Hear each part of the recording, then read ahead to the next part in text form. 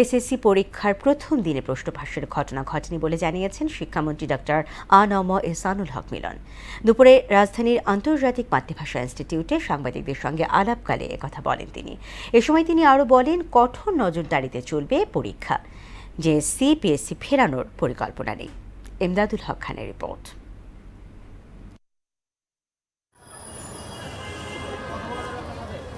দেশ জুড়ে মঙ্গলবার সকাল 10টা থেকে শুরু হয় এবারের এসএসসি ও সমমান পরীক্ষা। 11টি শিক্ষা বোর্ডের অধীনে এ পরীক্ষায় অংশ নিচ্ছে 18,57,344 জন। এর মধ্যে ছাত্র 9,30,305 এবং ছাত্রী 9,27,039 জন।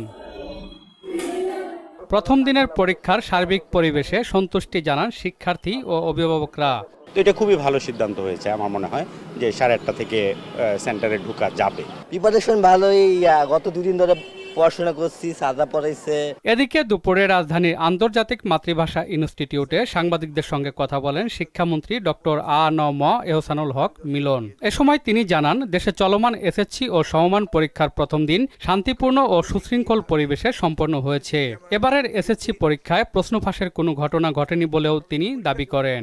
পরীক্ষা সুন্দর হচ্ছে, কোথাও কোনো অপ্রীতিকর ঘটনা ঘটেনি, প্রশ্ন আউটের কোনো সম্ভাবনা আদৌ নেই এবং হয়নি।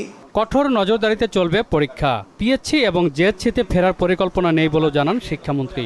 পিএসসি জেএসসি যে পরীক্ষা পদ্ধতি চালু করা হয়েছিল, সেটা স্টেক হোল্ডাররা, অংশীজনরা চায়নি বলেই লাস্ট গভর্নমেন্টই বন্ধ করেছিল। এটাকে আমরা আবার রিভাইটালাইজ করব বলে আমি আশা করি না, কারণ ইট ইজ অলরেডি টেস্টেড। তিনি বলেন, এবারে পরীক্ষায় আমরা মাঠ পর্যায়ে ঘুরে দেখেছি, সবখানে শৃঙ্খলা বজায় রয়েছে। প্রশাসন, শিক্ষক, অভিভাবক এবং স্থানীয় জনগণের সমন্বিত প্রচেষ্টায় একটি ইতিবাচক পরিবেশ তৈরি হয়েছে।